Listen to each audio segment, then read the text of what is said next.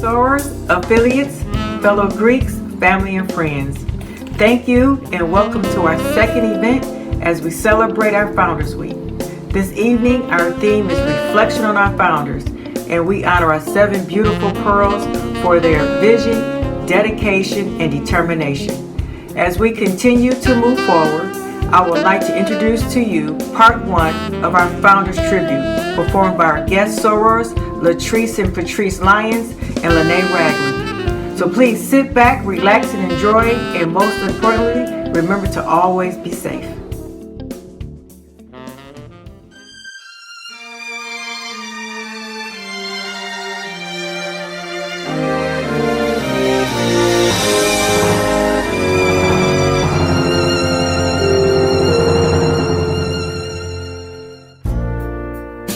In the 1920s, during the Great Migration, as blacks moved from the rural South to the industrial North, racism, disenfranchisement, lack of educational and social services, and the neglect of black families by the city, state, and country, as well as the everyday threat to the lives of African Americans by the KKK, provided motivation for change.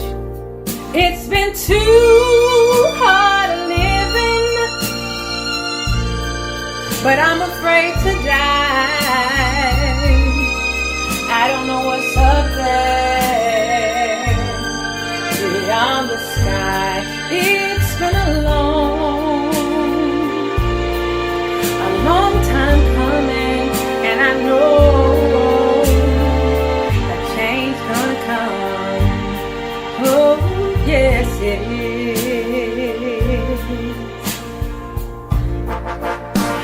So a change came at a small meeting in the back room of founder Mary Lou Allison's home. 7 educators understood the need for change. They wanted to create a network of women to impact the black community through education. On November 12, 1922, at Butler University, Indianapolis, Indiana, Sigma Gamma Rho was born. Let's introduce and salute our founders. Mary Lou Allison Gardner Little, Vivian White Marbury, Hattie Mae Annette Doolin Redford, Bessie Mae Downey Rhodes Martin, Nanny Mae Gon Johnson, Dorothy Hanley Whiteside, and Kibita McClure. We salute and thank you, founders, for great vision of scholarship, service, and sisterhood.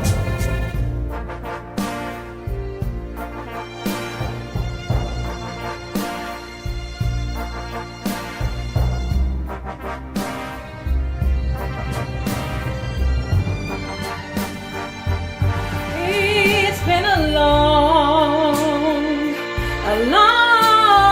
time coming, and I know a change gon' come. Oh, yes it is.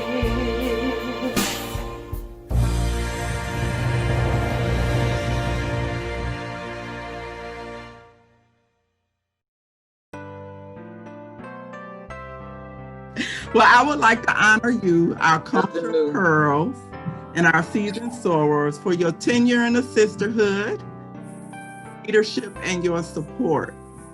Your hard work and dedication have been a beacon of light to all of us, and we love and appreciate each and every one of you.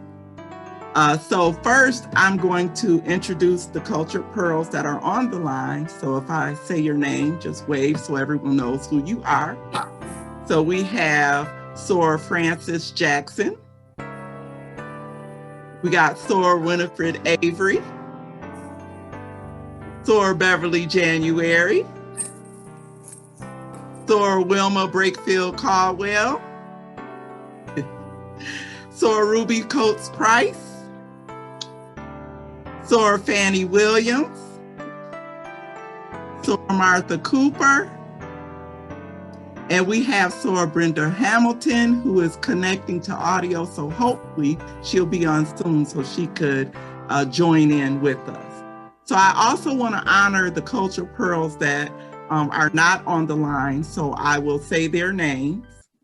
We have Sora Janet DeVoe, Sora Mary Duncan, Sora Carolyn Fletcher, Sora Aileen House, Sora Audrey Rowe, Sora Annie Strickland. So I, want to thank you for joining as we celebrate Founders Week. And what a better way to offer tribute to our founders than to receive insight from you, our Cultured Pearls. So I would like to start by asking, why Sigma? So if someone would like to jump in and let us know, why did you choose Sigma? Well, I chose Sigma because I was offered a scholarship from Sigma Gamma Rho. And I didn't know very much about sororities. Mm-hmm. So they were entirely new to me. And they came to Northern High School and stated that they offered Annie Strickland and myself a scholarship to Wayne State. And since I was going to Wayne State, I figured it was a great opportunity. And they seemed like, they were very sophisticated ladies. So I took them up on their offer. Okay. And 50 plus years later, here you are. I think it's now 62. Woo! Wonderful. Yeah. That is a blessing. Well, I was among the second group, maybe, of scholarship recipients, along with Brenda Hamilton and Betty Bruton. Okay. The three of us received a scholarship from Wayne State University. And of course, I was in the same category as Fannie. I didn't know very much about sororities. And of course, we were wooed by people like Alice Stanley. Mm-hmm. I can't remember Lois Merriweather's sister. She was bacillus of the Rho Sigma chapter. Does anybody remember her name? She later became. I know who you're talking about, but I can't. You can't bring it into Margaret Dixon. That's who it was. Right. She was the bacillus of Rho Sigma chapter when I became a member, and they engaged us as young college students. They engaged us in their various activities. Whenever they'd have their whist games or tournaments, they would ask us to come in. Initially, we acted as hostesses. Remember, Fannie, we would always come in and host their bridge parties. Oh, yeah, they had some wonderful bridge parties. Bridge and whist. Mm-hmm. Because that was a way that they raised money in that day and age. Okay. And then, of course, they'd always have us have our pictures taken, and they were put in the Michigan Chronicle, of course. Mm-hmm. And they would also engage us in various activities whenever they had picnics, or they would just made us part of the sorority, the fraternal group. They made us feel welcomed, and they engaged us. And that was one of the reasons why I guess we continued to fellowship. I enjoyed that inclusion, being an only child. Okay. And Betty, my line sister, she too was an only child. And then we had Maddie Seals Miller. I don't know if you remember Maddie. Mm-hmm. Maddie was she was in the Alpha Eta. I guess she was one of the pledges, but she is no longer with us anymore, just like Betty's no longer with us. But I enjoyed those early days. So who's ever had the opportunity to meet or be in the presence of any of our founders? And who were you in the presence of? And if you could reflect on that experience. Well, I met Mary Lou Gardner Little. Hattie Doolin Redford came to the regional conferences all the time. Met her, yeah. And Vivian White Marbury. When I was regional syntactes, we had an area meeting in Indianapolis, and it was icy. And Indianapolis, even though it has winter weather, they don't know anything about ice and snow. They shut down the whole city. Freeways, the airport, everything for an amount of snow that it wasn't even enough to shovel. So I'm in the area meeting and I see a SUV pull up right to the door, came right over the lawn and pulled up to the door. And this young white guy got out. And we were in like a community center building. He went around to the passenger side and he lifted this woman out. And the other guy who was in the car opened the door and they carried Vivian White Marbury into the building. Wow. And he said to us that they didn't want her trying to walk on the ice. Mm-hmm. They were her neighbors. And when the meeting was over, to call and they would come back and get her. Wow. The other thing about Vivian White Marbury that to me is really significant, we had just gotten rid of pledging because we could not stop people from hazing. Mm-hmm. And the Central Regional Conference was in Indianapolis, and Vivian White Marbury was there. And she was trying to go to her room, going to the elevators, and she was mobbed by the undergrads. They just were so excited to see our last, at that point, our last. And someone said to her, "Do you agree with them getting rid of pledging?" And she had been walking slowly, trying to get through the mob to the elevator, but she stopped. And she stood there and she sort of looked up at the ceiling. And then she brought her head back down and she said, "No, I don't. But I never thought we would hurt each other. And if we're not going to stop hurting each other, we need to get rid of pledging." And you could have heard a pin drop. Wow. Wow. Sora January, do you have a story to share? Oh, mine is, my first regional, I believe it was Louisville, Kentucky. I was on the elevator going down to the meeting and on stepped Hattie Redford. And I thought I was too stupid to even say anything except good morning. But she was just such an elegant lady. And I just always regret that I didn't have sense enough to say more to her, Well, just to be in her presence. Just to be in her presence, it was just, I'll never forget it. And that was my first regional. Wonderful. I know Sora Hamilton was in the presence of some of our founders, but her audio isn't working, so we'll have to get that story and share it at another time. One of the people that Sora Hamilton and I did see together was Sora Hattie Doolin Redford. And I didn't have an opportunity to speak to her, but just knowing that she was present at the sorority event, which was a boule in San Antonio. And, that was just rewarding.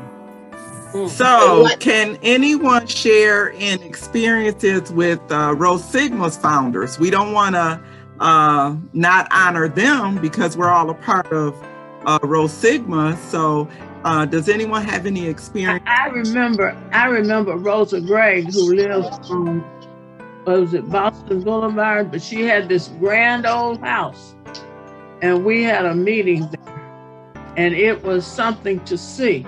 And she was a gracious lady. and she lived there for, I guess she lived there till she died. Because Alice, you know how Alice could get us into things. I think Rosa Gregg's house. But you know, when I joined Sigma, I had a partner, Sarah Rose. And Sarah lived for maybe 5 or 10 years after she joined, and she got sick and passed away. And you know, we didn't have the medical care then that we have now. She might have lived if she had gotten sick now. So I didn't have anybody else on my line. Well, speaking of being a little line, I was on a line by myself. Mm-hmm. And I have to put in behind Francis's comments, the personal pursuit of me and of other people after me, such as Wilma and the other nurses that crossed with her, Marie and Francis. And so anyway, is that we did have to work hard. Mm-hmm. I know Brenda was my big sister. She pursued me in the cafeteria for the longest, and I had a good time with her online. But there wasn't the need for that, and this was in the 60s. Mm-hmm. Before, with Francis talking about the 70s, so I can relate to Francis. Let me relate a story about Gloria Richardson Smith, who was a nurse. She managed to get all of the nurses it was only 3 of us. Only 3 Black nurses that was in the nursing school. And Gloria managed to get all 3 of us to become Sigma. Mm-hmm. Now, I remember sometimes Gloria would have to come to my house and beg my father to let me out. because he thought he was still in charge, even though I was in college. And he was in charge because he was paying the rent. But and I tried not to do anything that would go against his grant. I never got a scholarship from Sigma or anything.